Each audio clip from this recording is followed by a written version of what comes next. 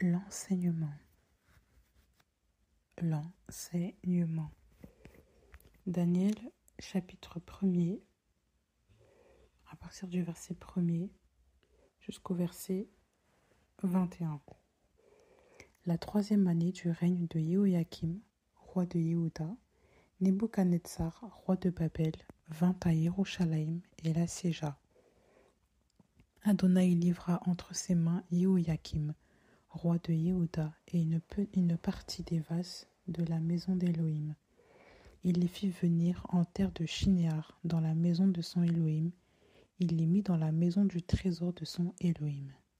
Le roi dit à Ashpenaz, chef de ses eunuques, de faire venir quelques-uns des fils d'Israël de la postérité royale et des principaux seigneurs, des enfants en qui il n'y avait aucun défaut physique, beaux de figure, ayant de la perspicacité en toute sagesse, du savoir, de la connaissance, discernement, plein d'intelligence, qui avaient aussi en eux la force de se tenir debout dans le palais du roi, à qui l'on enseignerait les lettres et la langue des Chaldéens. Le roi leur assigna parole du jour en son jour, des mets délicats du roi et du vin de ses festins, afin de les faire croître. Ainsi pendant 3 ans, au bout desquels ils se tiendraient debout en face du roi. Il y avait parmi eux, d'entre les fils de Yehuda, Daniel, Chanania, Mishaël et Azaria.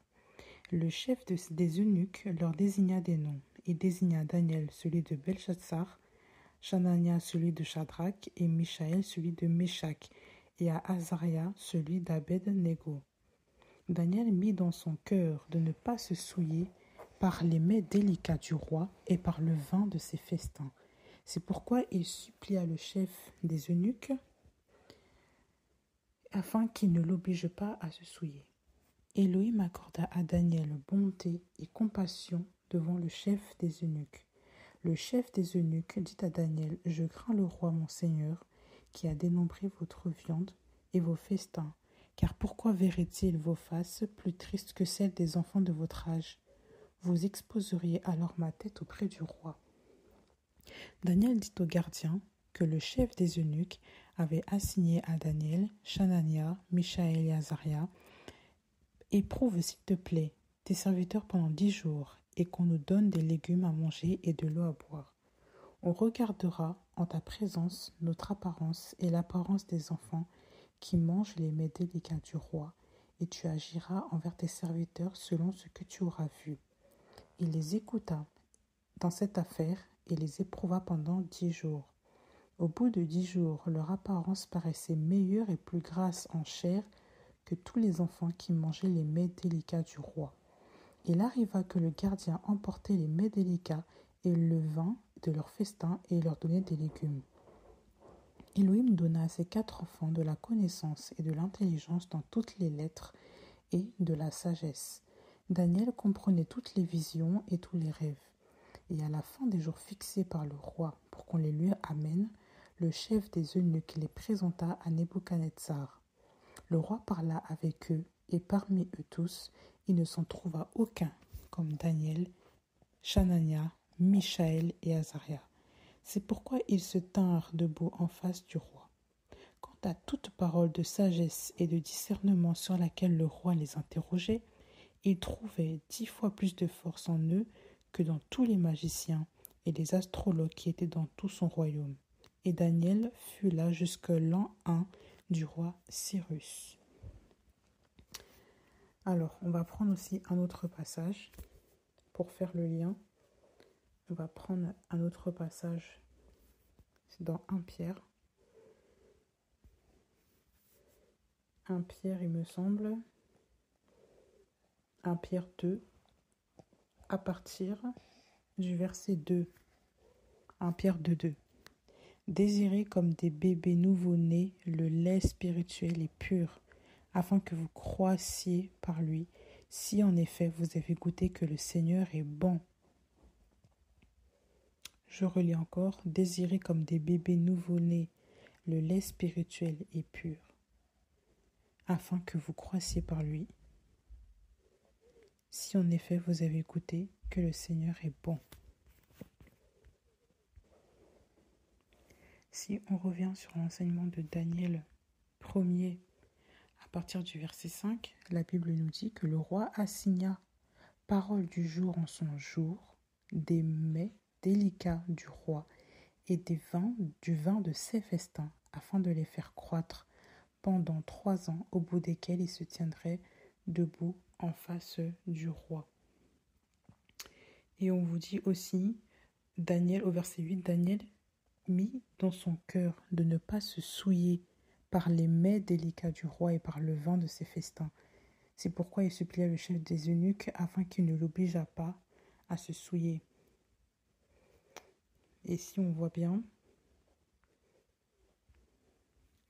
par rapport au verset 10, le chef des eunuques dit à Daniel, « Je crains le roi mon seigneur, qui a dénombré votre viande et vos festins.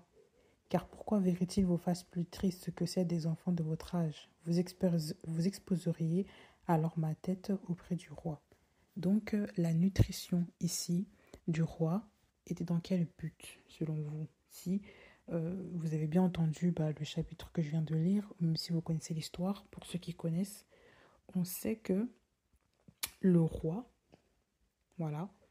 le roi Nebuchadnezzar, il cherchait des enfants en qui il n'y avait déjà aucun défaut physique, donc c'était une sélection, il ne fallait pas de défaut physique, il fallait qu'ils soient beaux de figure, il fallait qu'ils aient de la perspicacité en toute sagesse, du savoir, de la connaissance, du discernement, plein d'intelligence, on le voit au verset 4, qui avaient aussi en eux de la force de se tenir debout dans le palais du roi, à qui l'on enseignerait les lettres et la langue des Chaldéens.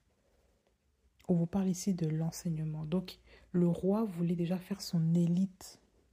Il voulait préparer son élite en prenant les fils d'un autre pays, des fils étrangers et des fils de race royale. C'était précisé également. C'était pas n'importe qui, ces enfants. Ah non, c'était pas n'importe qui. Il fallait des enfants, qui soient quand même d'un rang particulier. Il fallait pas n'importe quels enfants là. Voilà. Ça, on le précise bien. Il fallait pas n'importe quels enfants.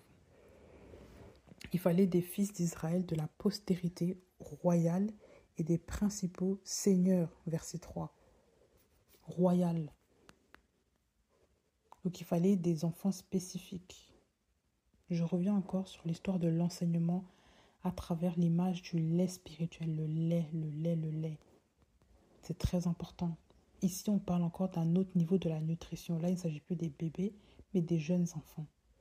Ce roi-là, qui était un impie, qui était le roi païen, le roi de Babylone, était un roi qui avait sélectionné des jeunes enfants pour faire partie de son élite afin qu'ils puissent être remplis de la sagesse babylonienne, remplis de machin, sans doute pour qu'ils puissent l'aider à interpréter ses rêves, pour qu'ils puissent le consulter, pour qu'ils puissent devenir ses conseillers à lui. Il voulait les utiliser pour devenir des personnes fortes dans son royaume. Il voulait les formater afin qu'ils puissent aussi gouverner son royaume. Il voulait leur donner une autre sagesse, un autre enseignement, une autre manière de faire, de voir les choses. Donc il fallait les déstructurer de leur ancienne culture, de leur ancien apprentissage, de tout ce qu'ils avaient reçu d'avant et leur remplir avec des nouvelles choses. L'enseignement, il fallait leur donner un autre lait. Donc le lait originel qu'ils ont bu ici, les enfants juifs, eux surtout qui connaissaient la Torah de Yahweh, on le précise, on sait que Daniel connaissait Yahweh, c'est pour ça qu'il refusait de se souiller, et ce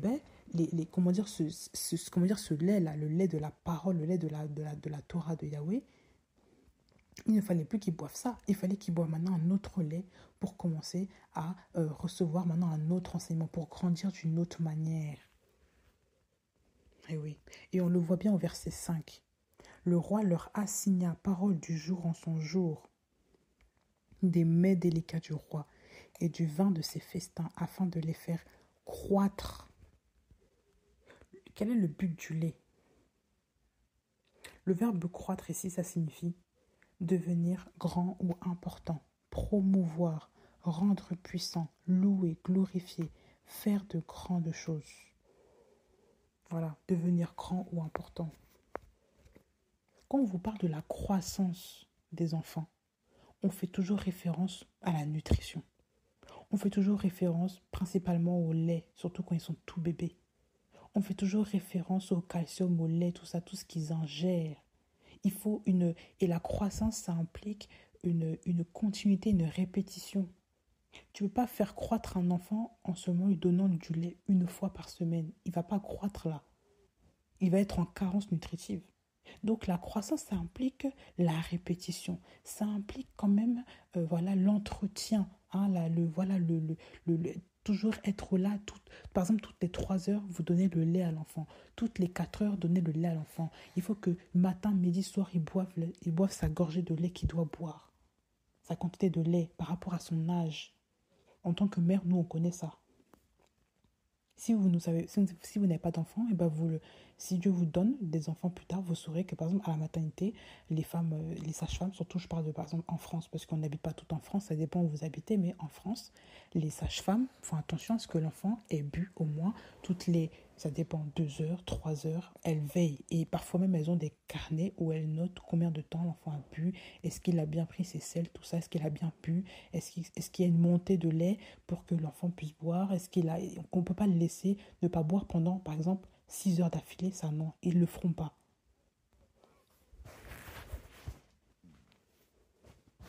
Donc, les gens veillent à la croissance des nouveau-nés, la croissance des enfants. Et ici, ce roi impie veillait aussi à la croissance de ses futures élites. Il s'est accaparé ses enfants. Il les a pris, il les a versés, Yahweh a permis cela, mais Yahweh a permis cela pour confondre ce roi-là, pour montrer qu'il était Dieu, qu'il était le seul Elohim, qu'il n'y avait pas ces faux dieux-là en concurrence avec lui, ni quoi que ce soit. Mais de base, on voit ici que Babylone recrute ses enfants aussi chez les autres. Babylone capture les enfants des autres. Elle veut capturer aussi vos enfants. Ce système-là, impie, capture les enfants. Et on vous montre bien qu'il y a ce système, en fait, où on vous parle de mets délicats, de vin, de ces festins. On vous parle aussi de viande. Donc, toutes ces choses-là étaient des choses qui étaient interdites aux enfants hébreux, aux enfants juifs. Notez-le bien. C'était interdit aux enfants hébreux, parce que les enfants hébreux ne pouvaient pas manger des viandes sacrifiées aux idoles, parce que ces gens-là n'adoraient pas le même Elohim que les Hébreux, donc on ne pouvait pas, les viandes là, il y avait un rite. C'était pas n'importe quoi qu'on pouvait manger comme ça, se souiller avec n'importe quelle viande. Il y a des choses que les Hébreux ne mangeaient pas, ça on le sait déjà sous Moïse. Il y a des choses déjà qu'ils ne mangeaient pas. Donc on voit déjà que ces enfants-là étaient éduqués selon la parole. Non pas dans le fait qu'aujourd'hui, on va donner raison, par exemple, du fait qu'il ne faut plus manger de porc, tout ça. Non, ça c'est déjà aboli, ça. Parce que Yeshua a déjà tout accompli.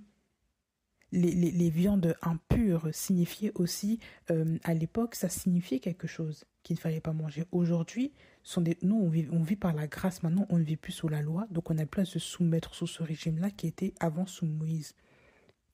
Il faut comprendre qu'actuellement, les Juifs, aujourd'hui, exercent encore cela parce qu'eux, ils sont encore soumis à la Torah. Donc, ils appliquent encore leurs rites par rapport à certaines choses, les viandes, les fêtes, tout ça.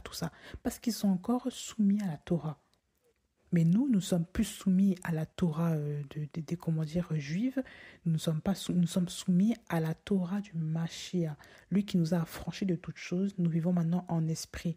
Nous ne vivons plus maintenant sur la chair pour se dire qu'on ingère, on n'ingère pas. Ça, Yahweh n'est plus dedans. Mais il faut comprendre une chose, c'est qu'à l'époque, les choses étaient faites ainsi pour éduquer, pour enseigner les Hébreux à ne pas se souiller avec n'importe quoi et avec n'importe quel peuple. Donc il y avait une éducation, il y avait un enseignement qui était derrière. Il faut bien déjà qu'on s'inculque cela. Donc on vous dit bien en plus que le roi a dénombré le nombre de viandes et des festins qu'il devait approvisionner à ses enfants. Selon vous, que signifient les mets délicats, le vin, les viandes? Ça signifie quoi? C'est quoi?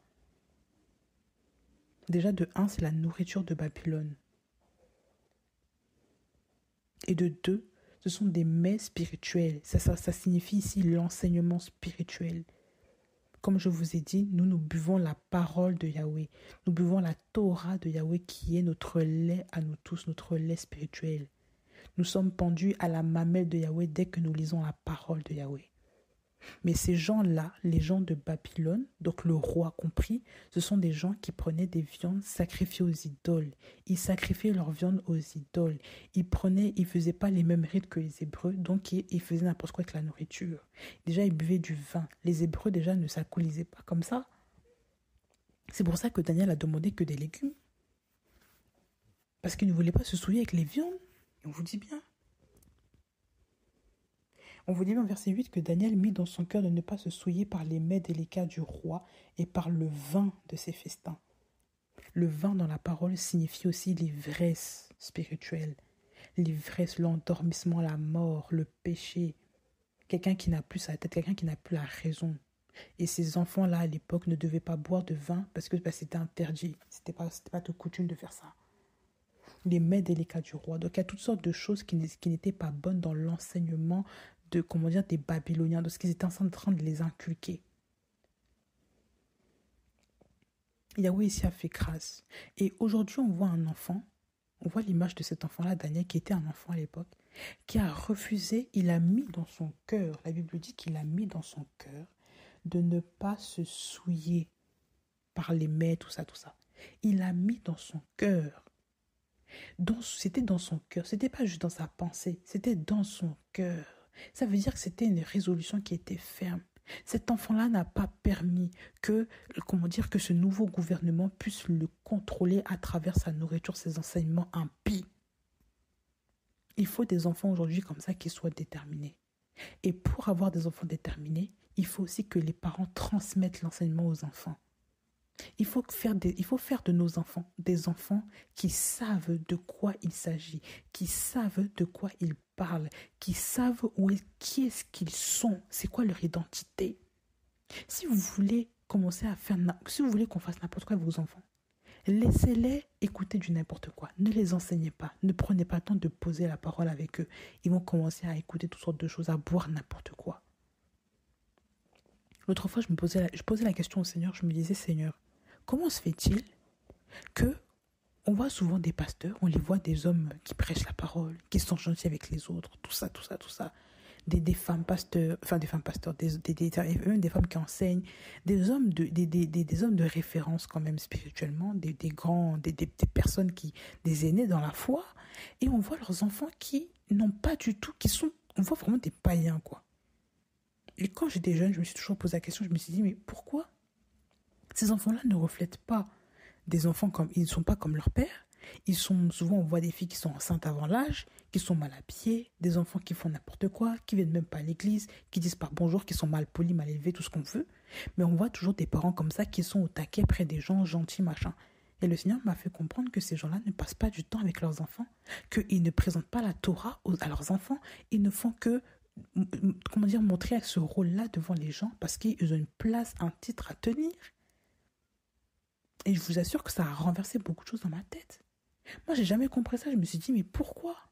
Mais quand on regarde bien, il est vrai que quand les enfants ne sont pas assis dans la Torah de Yahweh, comme la parole le veut, que le dirigeant dirige correctement et honnêtement ses enfants, qui garde ses enfants aussi dans la soumission, c'est marqué aussi dans les passages, je ne sais plus dans quel livre, mais en tout cas la parole en parle, on voit très peu de cas comme ça aujourd'hui. On voit beaucoup de pasteurs qui enseignent la parole, mais quand on voit l'accoutrement des jeunes filles, de leurs filles, on se pose des questions. On les voit sur les réseaux sociaux, mais on se pose des questions. Les hommes, pareil. Et je vous assure que je me suis toujours dit, mais c'est quand même, c'est un paradoxe énorme là. C'est quoi ça ? Le Seigneur m'a fait comprendre qu'il y a beaucoup de gens qui ne sont pas enseignés parce qu'on ne leur a pas transmis l'enseignement. Voilà pourquoi ça fait quand même... On voit le jour et la nuit, on ne comprend pas. Parce que ces paroles-là ne font pas leur rôle de parents. Les parents de Daniel, on ne cite pas ici qui sont ses parents, mais les parents de Daniel étaient des personnes qui avaient véhiculé la parole à Daniel, qu'ils ont fait asseoir la parole dans le cœur de leur fils, au point que leur fils a mis dans son cœur de ne pas se souiller avec les mets du roi. Il n'a pas eu peur, il n'a pas tremblé. C'est un enfant qui était enraciné dans la foi, il savait ce qu'il voulait. Même si aujourd'hui on jette vos enfants à l'école, il faut toujours que vous leur renseignez la parole. Il faut toujours que vous leur dites, écoute, la parole dit ça. Si ton prof dit ça, tu lui rétorques ça, tu dis non. Moi, je ne crois pas ces choses. On n'a pas dit qu'il faut se disputer avec les professeurs, mais si on veut vous faire comprendre un mensonge à l'école, il ne faut pas accepter. Et la parole d'Élohim a été claire. Il faut rejeter les mets délicats du roi. Il faut rejeter le vin, du roi, les viandes qu'il mange, tout ça. Il faut rejeter ce genre d'enseignements qui sont n'importe comment là.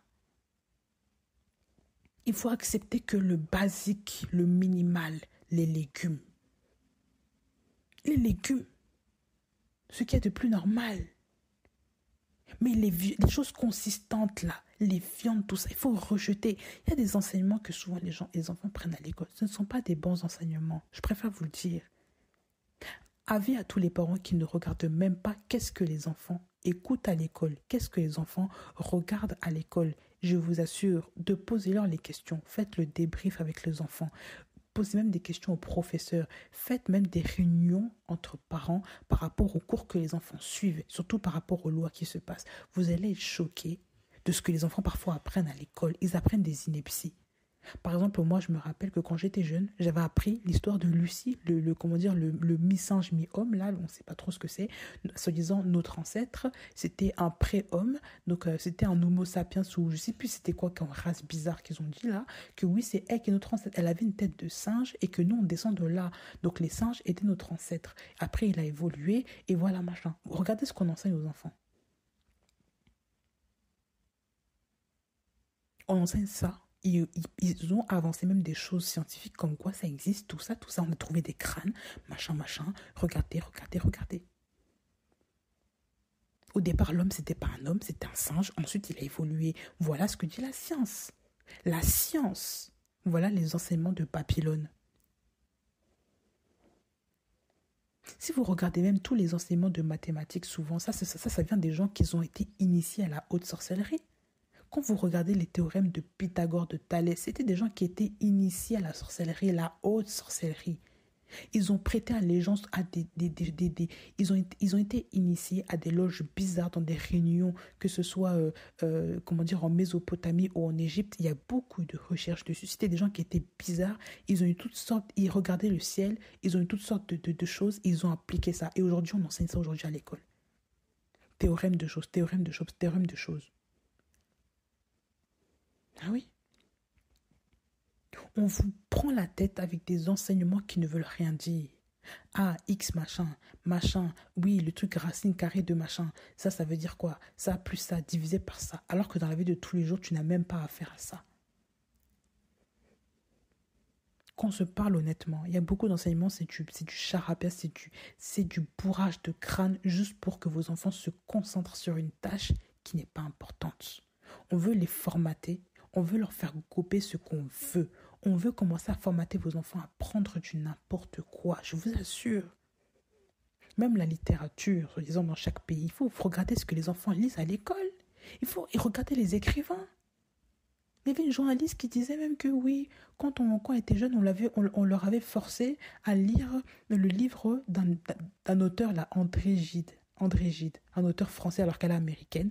Et c'est un auteur qui était complètement pédophile, pédéraste, mais très sale. Et cette femme-là parce qu'elle était à l'université, elle devait lire un de ses livres.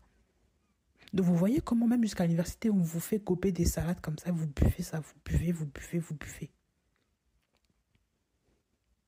Même moi, quand j'étais jeune, je me rappelle, il y avait des livres que le prof de littérature nous avait donnés, mais ça me faisait très très peur. C'était spirituellement, je faisais que des cauchemars. La nuit, c'était terrible, je ne dormais pas. C'était un livre horrible. Je vous assure, horrible. Terrifiant. Avec plein de sorcellerie dedans, mais on était obligé de boire ça. Et il y avait des évaluations dessus. Donc si tu avais 0, c'était pas bien. Et le prof, en plus, il faisait peur, il était dur. Donc tout le monde avait la pression à l'école. Regardez aujourd'hui l'enseignement qu'on donne. Vous allez me dire, ça ne date pas d'aujourd'hui. Mais combien de parents savent ça? Combien de parents enseignent leurs enfants pour contrecarrer les enseignements diaboliques qu'il y a à l'école? Ah oui.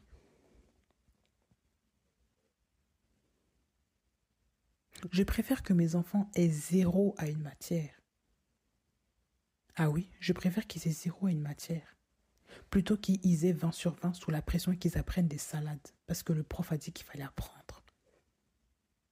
La Bible dit, il y a un verset qui dit qu'il ne faut pas obéir à une discipline si c'est pour te perdre ou quelque chose comme ça. Je vais vous retrouver le verset. Mais ça, c'est la vérité, ça. C'est Proverbe 19, verset 27.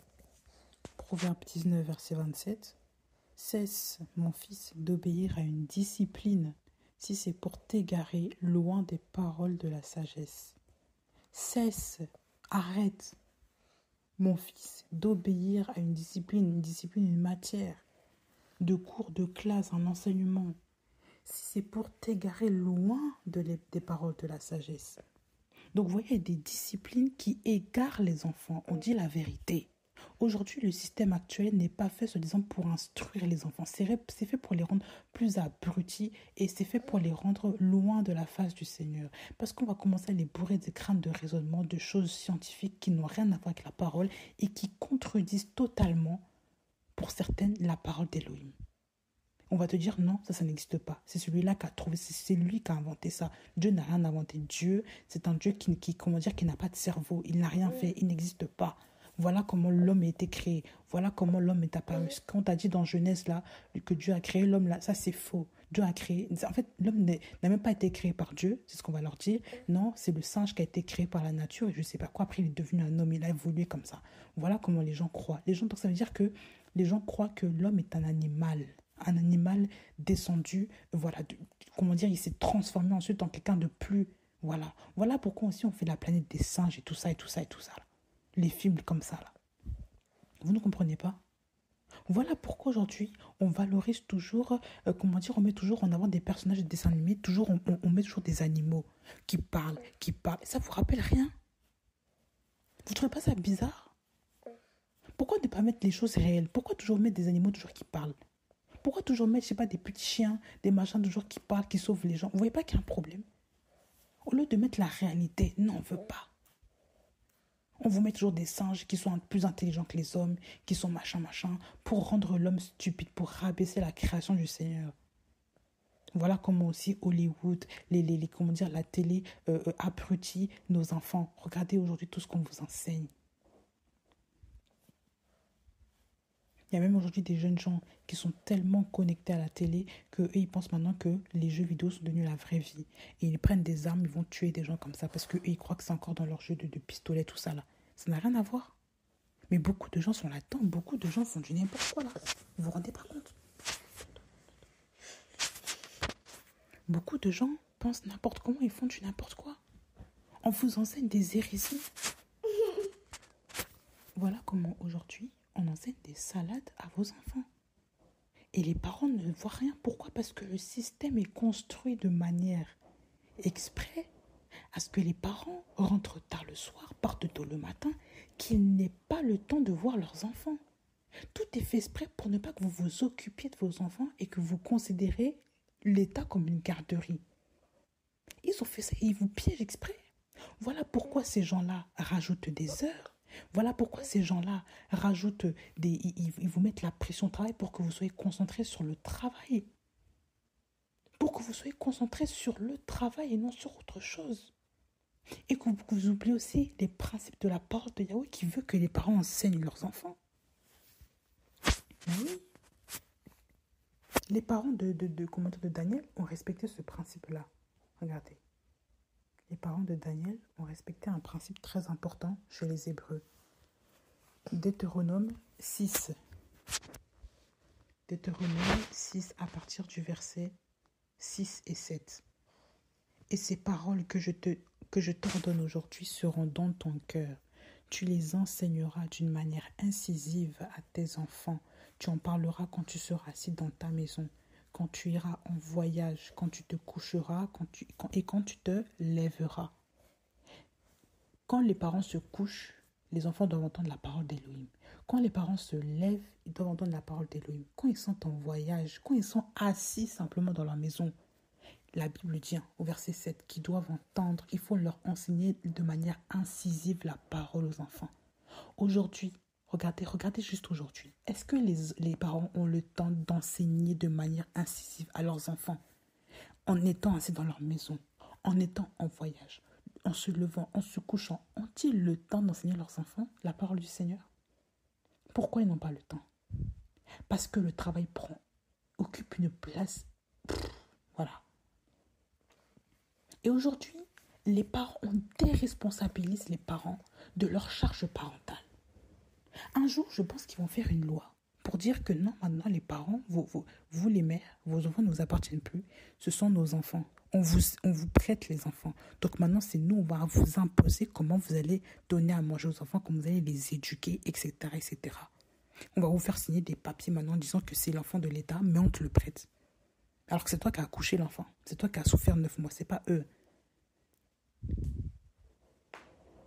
Ça, c'est une forme de capture. On capture vos enfants. Regardez même les lois qu'ils font. Par exemple, en France, on vous dit que la loi, l'enseignement obligatoire pour les enfants à partir maintenant de 3 ans. Tous les enfants, 3 ans, obligatoirement, tu vas à l'école. On capture vos enfants. Un enfant de 3 ans a-t-il besoin des autres plus que de sa mère? Qu'est-ce que c'est que ça? Quel enseignement donne-t-on à nos enfants? À partir de 3 ans, un enfant a-t-il besoin des étrangers plus que de sa mère? Ça veut dire qu'on est en train d'inculquer à vos enfants que c'est normal de ne plus être avec maman à partir de 3 ans de vie, seulement 3 ans. Sur toute une vie, là, 3 ans de vie. Tu commences déjà l'enseignement en dehors de la maison. Alors que c'est là que tout commence. C'est là que l'enfant doit apprendre les bases de la vie, la politesse. C'est là qu'il comprend les choses. C'est à cet âge-là aussi que l'enfant parle. Tout est fait exprès, que le cerveau, il y a un déblocage par rapport à l'apprentissage, tout ça. L'enfant n'est plus bébé. Donc c'est là qu'on peut mieux le formater. Parce qu'à 6 ans, déjà, il est trop vieux.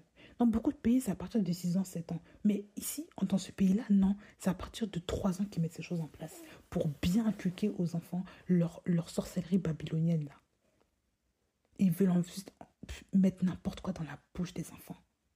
Ça ne date pas d'aujourd'hui, tout ça, là. Ça ne date pas d'aujourd'hui. Babylone, avec Daniel, ça, on le montre déjà.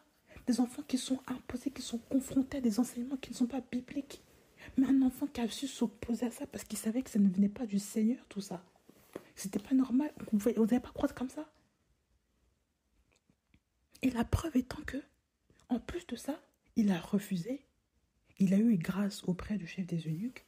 Et le chef des eunuques les a laissés. Il a dit, bon, ok, je vais vous laisser 10 jours. Vous allez juste prendre des légumes.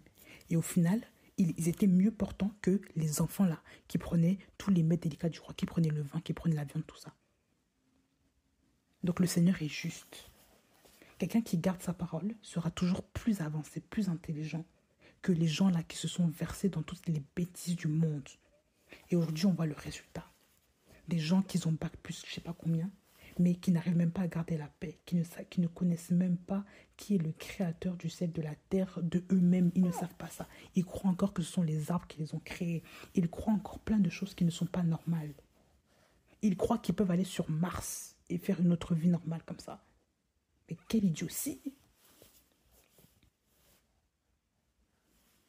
Quelle idiotie! Quelle idiotie! Dans quel monde vit-on? Observez, regardez comment le monde est en train de partir, que c'est vraiment la fin là. Regardez comment le monde est en train de vous montrer déjà les signes de la venue du Mashiach et de la venue aussi de l'Antichrist.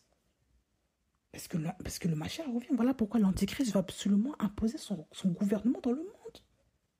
On ne comprend pas. Et vous, les parents qui êtes au travail, mettez un holà. Ah oui, savez faire la protestation. Vous n'avez pas le choix. Dans ces temps de la fin là, vous ne pouvez pas vous amuser avec l'éducation de vos enfants. On ne peut pas faire ça. Reprenez la main sur l'éducation de vos enfants. Faites attention à vos jeunes filles et à vos jeunes filles. Faites attention. Vous ne savez pas ce qu'on leur dit à l'école. Vous ne savez pas. L'école aujourd'hui, c'est comment dire, c'est Poudlard. Hein? L'école des sorciers. C'est vraiment un endroit où on commence à sélectionner, on commence à faire des grosses têtes pour ensuite les mettre dans la franc-maçonnerie. On les pousse à faire des grosses études pour qu'ils soient initiés à la sorcellerie. Parce que en faisant des grosses études, des trucs très diplômés, on vous initie, comment dire, à des pactes particuliers, on vous initie à des contrats spécifiques, tout ça, à des congrès particuliers, pour que vous puissiez devenir des personnes au service de Babylone. Tous les grands politiciens, quand vous regardez bien, ils ont fait toujours des grandes écoles. Mais qu'est-ce qu'il y a dans ces grandes écoles? Pourquoi c'est pas accessible à tout le monde? Parce qu'ils sélectionnent ces gens-là. Ils les sélectionnent parce qu'ils savent, ils connaissent, ils regardent la personne, les grands frères, ils étaient comment, la famille c'est comment est-ce qu'on peut, l'enfant c'est quelle intelligence, tout ça. Ben oui, il y a plein de choses comme ça. Les gens ne comprennent pas. On veut savoir si vos enfants sont aptes ou pas à venir dans Babylone. Donc on essaie de les bousculer avec tout un tas de notes. On les bouscule avec un tas de notes. On leur met dans la tête que, tu vois, c'est ça les notes qu'il faut avoir. On les note pour qu'ils puissent faire la concurrence entre eux, pour qu'ils puissent avoir le meilleur truc et qu'on puisse ensuite sélectionner c'est qui le meilleur d'entre eux. Parce que si tu ne mets pas des notes, qui va savoir si je suis bon ou pas? C'est pas un problème. Si tu leur donnes juste des appréciations, ils vont pas savoir. Mais si tu les notes là, ça va les challenger. Ils vont se dire, moi je dois avoir le meilleur truc, je dois être le meilleur. Donc ils vont bosser plus. Donc ils vont devoir plonger leur tête dans la connaissance du monde. Tout ça, c'est fait exprès. Ce sont des calculs faits exprès. On n'a pas dit qu'il faut être mauvais dans les disciplines qu'on apprend à l'école, c'est pas ça. Mais il y a des disciplines auxquelles il ne faut même pas jeter un regard, il ne faut même pas accorder de l'attention. Et je le dis encore, vous les parents, si vous voyez que le livre que votre enfant lit là, ce n'est pas normal, il y a beaucoup de trucs bizarres, il y a beaucoup de... Vous qui êtes réveillés spirituellement, vous voyez ça là. Il faut leur dire de ne pas le lire ça. Vous refusez de lire ça parce que vous êtes chrétien, que dans la Bible, on ne fait pas ça. Il faut s'imposer. Il faut dire clairement aux gens que vous êtes chrétien. Il faut s'imposer devant l'État, même devant l'école, et de dire qu'on n'accepte pas ça. On ne lit pas ce genre de choses. Vous faites des choses normales comme ça. On ne lit pas des livres bizarres comme ça. Des livres qui nous initient à plein de choses, qui nous ouvrent les yeux sur des choses qu'on ne doit pas voir. Sur des réalités spirituelles qui ne sont pas normales, sur la sorcellerie, tout ça qui est déguisé à travers des choses. On ne veut pas lire ça. Il faut leur dire. Il faut leur dire. Pour ma part, j'ai suivi une formation.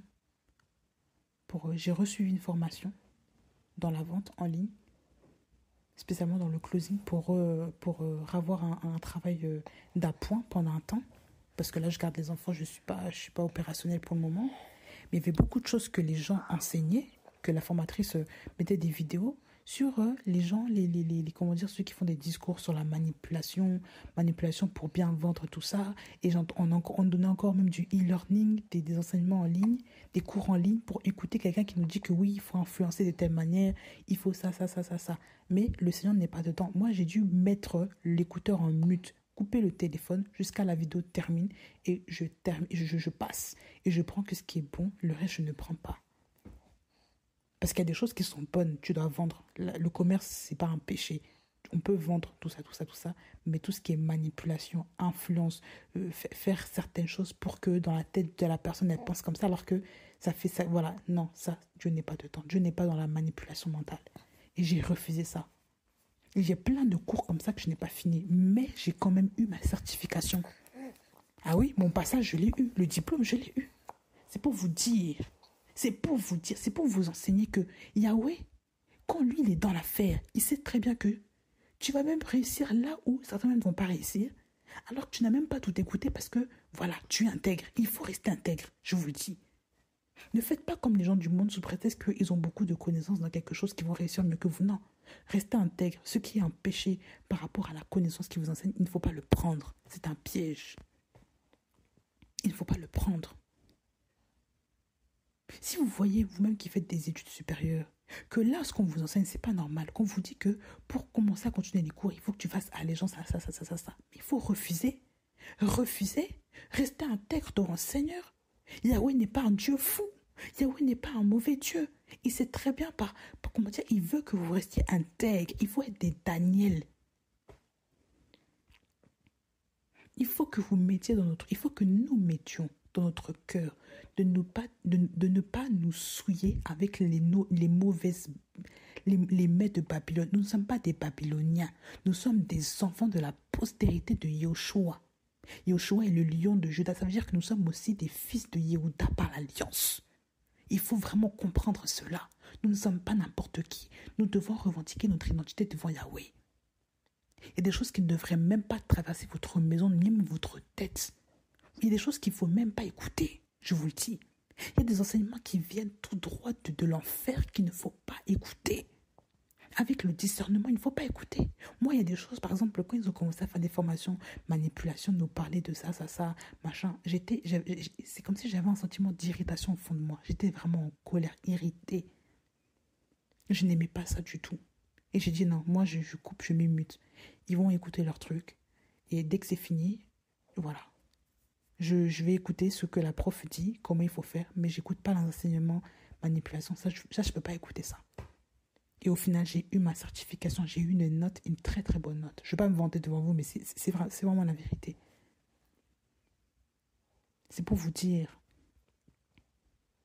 Ici, on vous dit que Daniel, tout ça là, c'était des enfants qui étaient plus intelligents que les autres.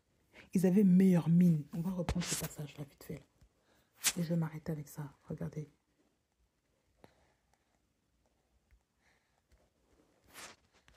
On voit par exemple... Daniel 1er, verset 15. Au bout de 10 jours, leur apparence paraissait meilleure et plus grasse en chair que tous les enfants qui mangeaient les mets délicats du roi. Déjà, leur apparence était mieux. Ça veut dire que l'apparence là qui devait être chétive, soi-disant parce que tu manges que des légumes là, elle était mieux parce que Yahweh était dans l'affaire. Parce que Yahweh était celui qui gardait ses enfants. L'intégrité, ça conserve. Je vous assure, l'intégrité te donne la santé aussi. L'intégrité te donne aussi la santé, te donne la peau grasse là spirituellement. Ça te donne un beau visage. Tu as un beau teint, tu es en bonne santé. Mais il y a des gens, ils peuvent étudier tout. Tu verras toujours qu'ils ont toujours des problèmes dans leur vie. C'est pas normal. Ben oui. Regardez, même on regarde encore. Verset 18. À la fin des jours fixés par le roi pour qu'on les lui amène, le chef des eunuques les présenta à Nebuchadnezzar. Le roi parla avec eux, et parmi eux tous, il ne s'en trouva aucun comme Daniel, Chanania, Michaël et Azaria. C'est pourquoi ils se tinrent debout en face du roi. On vous dit qu'il ne s'en trouva aucun comme eux. Il n'y en avait aucun comme ces enfants-là qui n'ont pas bouffé la nourriture sale du roi. La nourriture souillée, là, ils n'ont pas mangé ça. Et c'est eux-là qu'ils étaient désignés. Et c'était des élites. Parce que le Seigneur était dans l'affaire. Voilà pourquoi je dis qu'il faut rester intègre et qu'il faut aussi enseigner vos enfants à savoir qui ils sont, leur identité propre en tant qu'enfants du Seigneur, connaissant la Torah de Yahweh. C'est très important. Ne laissez pas vos enfants écouter n'importe quoi. Ne laissez pas vos enfants écouter du lait impur. Et arrêtez aussi de leur enseigner. Enfin, c'est pas arrêter. Laissez un peu vos origines de côté. Enseignez-leur la parole. La parole ne fait pas cas de l'origine de quelqu'un. Dès lors que tu es chrétien, il n'y a pas à faire de je suis africain, je dois enseigner d'abord ça. Non. Tu es d'abord enfant du Seigneur avant même tes origines. Ton esprit là n'a pas d'origine. Ton esprit ne vient pas de l'Afrique. Ton esprit vient du trône de Yahweh. Il vient de Yahweh lui-même. Quand on dit qu'on est fils de Yahweh, Yahweh a-t-il une origine? Yahweh est-il oriental? Yahweh est-il égyptien? Yahweh est-il américain? Yahweh est Yahweh. On n'a pas... la terre entière lui appartient. Ça veut dire que toutes les origines aussi lui appartiennent. Il est dans tout, partout. Donc d'abord, ce qui prime sur tes enfants, c'est d'abord la culture du royaume. Ce n'est pas la culture de ton pays. Donc même s'il est africain, c'est pas un problème. Enseigne-lui d'abord la culture du royaume.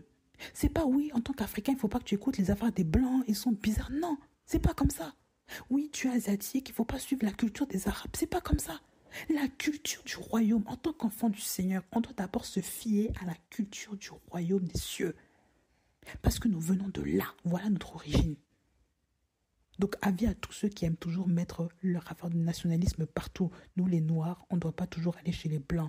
Nous, les Blancs, on ne peut pas regarder les Noirs, machin, et vice-versa, et vice-versa. Nous, les Latins, on ne peut pas écouter les Sémitiques. C'est pas pareil. Tu vois ça, eux sont comme ça. Il faut suivre la parole. Non. C'est pas tes origines qui suppléent à la parole. Tes origines ne seront jamais avant la parole. Ça, il ne faut jamais oublier ça. Dieu n'est pas dans tes origines là. Voilà. Avis à tous les racistes et avis aussi à tous les nationalistes, avis aussi à tous les despotes qui aiment toujours revendiquer leur drapeau partout. On n'est pas là pour ça. La parole d'Élohim avant tout. C'est ça qui prime, c'est ça qui doit primer dans la tête de vos enfants. Je suis d'abord enfant de Yahweh. Je ne suis pas fille africaine de... Non, tu es enfant de Yahweh. Le reste, ce n'est pas un problème. Quelle que soit ta couleur, Yahweh ne regarde même pas ça. C'est pour ça qu'aujourd'hui, il y a tellement de divisions chez les chrétiens. C'est parce qu'ils n'ont pas compris cette réalité. Ils sont tellement mondains. Ils s'accrochent à des choses qui vont partir. Mais c'est pas normal.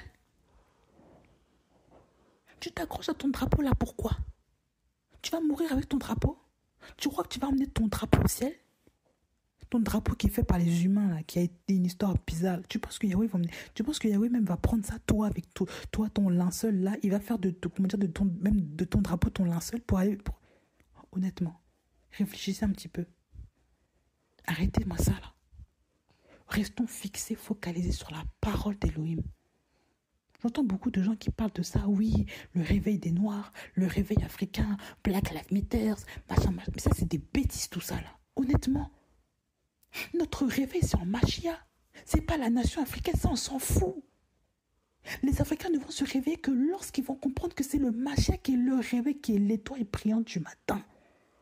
Ce n'est pas un homme ni même la politique qui va vous sauver. Le jour où vous allez comprendre ça, vous allez arrêter vos histoires de victimisation, de complexes, de rapports de force toujours avec les autres peuples. Vous allez arrêter ça. C'est ça le grand problème de ces peuples-là, c'est qu'ils n'ont pas compris leur origine. Vous tous là, vous qui êtes du Seigneur, le Seigneur c'est lui qui a créé les Noirs. Donc tu dois d'ailleurs te référer à ton Créateur et non pas à tes origines, ta terre là. On s'en fout. Tout ça, ça va passer. Hein. L'Afrique va disparaître, l'Asie, le continent américain, européen, toute la terre va passer. Seule la parole de Yahweh ne passera pas. Qu'est-ce qu'on ne comprend pas là-dedans? Donc tes origines là, on s'en fiche. Ah oui, je le dis crûment, mais il faut que certains entendent ça là. On n'est pas là pour entendre, oui, l'élévation, la glorification des Noirs. Je suis noire pour information. Moi qui dis ça, je suis une femme noire. Mais pourtant, je m'en fiche d'être noire ou pas. Partout où je vais, Paul disait même. Là où je suis, quand je suis avec des juifs, je me comporte comme un juif. Là où je suis avec les gentils, ces deux nations, je suis comme eux. Là où je suis avec les Grecs, les barbares, je suis aussi comme eux. Il fallait qu'ils soient comme eux pour les gagner au Seigneur. Ça veut dire qu'il n'y a pas raison de couleur, d'origine, de je sais pas quoi. Il faut s'adapter aussi aux gens. Et nous nous adaptons non pas, à ce siècle présent, on se conforme à la parole. On ne se conforme pas à ce siècle présent qui veut que tout le monde, brandisse son drapeau en désordre. Dieu n'est même pas dedans. Dieu a-t-il créé le drapeau? Avis à tous ceux qui ne comprennent rien encore, qui ne savent même pas qui ils sont. C'est les gens qui font ça, ils ne savent pas qui ils sont. Si tu savais, là, quand tu meurs, là, que tu es squelette, là, tu es poussière, là, le squelette blanc à côté de toi, là, ça n'a pas de différence. Hein. Le squelette est squelette. Ben oui. Si on enlève juste ta couleur de peau, là, en dessous, là, si tu es un homme, là, à côté de toi, l'homme blanc, là, c'est pareil. Il n'y a pas de différence. Tu as le même rein, à la même place, le cœur à la même place, les nerfs à la même place, tout ça à la même place. Ton corps fonctionnait pareil si tu étais en bonne santé comme l'autre aussi. Où est la différence? C'est pour vous dire que Yahweh n'est même pas là-dedans. Là. C'est pour vous dire. Ton squelette, là, toi, en tant qu'homme, là, tu vas finir là comme le squelette aussi du blanc, non? Où est le problème? Quelle puissance mettons-nous dans ces choses-là? C'est pas normal. Il faut rester focalisé sur la parole, s'il vous plaît. Sur la parole qui est notre lait, notre origine. De là où nous venons, nous avons un Père céleste. C'est lui qui est notre référence, c'est lui qui est notre origine, c'est lui dont on doit brandir en fait la parole comme un drapeau. C'est ça qui va faire la différence avec les autres peuples. C'est pas vos salades sans nom là, vos drapeaux, vos hymnes nationaux dont on s'en fiche. Excusez-moi, il faut le dire. Je suis pas là-dedans, moi. Politique, tout ça là, des menteurs comme ça là. On va encore les écouter même jusqu'à quand? Des promesses là qui n'arrivent pas. Ils se prennent pour le Machia. Ils n'arrivent même pas souvent à ranger leur famille. Vous écoutez des gens comme ça qui font des trucs bizarres dans les loges secrètes, comment dire, qui s'occupent même pas de leurs enfants, qui salissent le pays, qui sont même pas responsables. Vous écoutez, vous mettez vos espoirs dans des gens comme ça. Vous acclamez, oui, un nouveau président, un nouveau président. Vous êtes complètement corrompus. Vous n'avez rien compris. Vous n'avez pas compris que ça, c'est le régime déjà de l'antichrist qui est là. Vous n'avez pas compris ça. Vous mettez votre espoir dans un homme, lui-même qui n'a ni queue ni tête, qui ne comprend même pas pourquoi il est là, qui ne sait même pas c'est quoi la mission. Il ne sait même pas s'occuper de lui-même, ni de sa femme, ni de ses enfants, mais il est quand même à la tête du pouvoir. Vous écoutez des gens comme ça. Vous mettez votre confiance dans des gens. Vous êtes là, vous pleurez même pour des gens comme ça, pour certains. Mais oui. Mettez leurs affiches, leurs posters comme ça sur vos murs, vous trouvez ça normal. Vous mettez vos confiances dans ça. Et vous vous dites que oui, enfant du Seigneur, enfant de qui? Il faut quand même se remettre en question. Mes origines n'ont rien à faire dans l'église. Quand je parle au nom du Seigneur des armées. Je ne parle pas au nom de mes origines qui vont passer. Qu'est-ce qu'on a à faire de tout ça? Il faut que nous nous respections aussi. Dans ces temps de la fin-là, on doit déjà confirmer, affirmer la place du Seigneur dans notre vie, plutôt que de montrer les choses du monde-là, qui sont poussières, qui sont vanité.